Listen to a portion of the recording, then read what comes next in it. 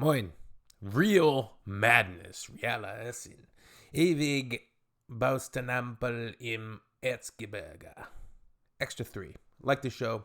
It's kind of a parody show. Pokes fun at real life mishaps. Real madness. Yeah, in Germany. Let's hop into this one's about some construction lights. Let's see what the story is all about. Hope everyone's doing great. Let's make sure my subtitles are correct. Okay, good. Sweet. Let's do this. Im Erzgebirge ist man genervt von der Ampel. Wir müssen schon die ganzen Jahre damit leben. Man hat sich dran gewöhnt. Durch die Jahre. Man kennt es gar nicht You don't know anything else anymore. Just get used to it. Just submit. mehr anders. Man hat auch keine Hoffnung, dass man anders wird. Totale Scheiße, auf Deutsch gesagt. Total Scheiße, to put it in German. Um diese hier geht es.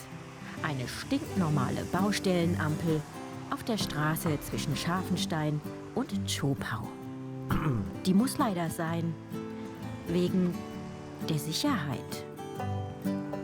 Ist es abgesackt durch Wasser oder das weiß ja keiner mehr so richtig. Und dann ist es zu dieser schrägen Hanglage gekommen und durch die Befahrung ist es natürlich nicht besser geworden, sondern immer mehr.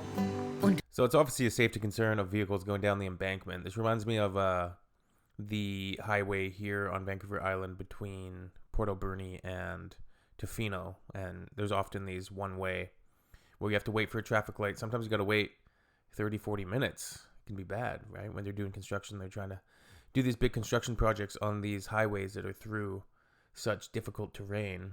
A lot of the times with heavy rains and stuff and erosion, the roads become unsafe. So they got to go in and fix them. But unfortunately, sometimes you have to sit in traffic. But it's been how many years of this? Wer will schon mit dem Auto What's the den plan with Abhang it? hinunterstürzen und auf den Bahnschienen landen? Deswegen ist das Sächsische Landesamt für Straßenbau und Verkehr nach dem Absacken sofort aktiv geworden und hat ein paar Bagen aufgestellt und eine Baustellenampel. Also immer schön brav bei Rot halten. Die bleibt da noch lange bestimmt. Das ist eine Katastrophe hier. This is hurry up and wait. Ach, nicht doch. Die Straßenbaubehörde arbeitet doch schon längst an einer Lösung. Die laufenden Planungen zielen darauf ab, eine dauerhafte und sichere Lösung für den Straßenabschnitt zu finden.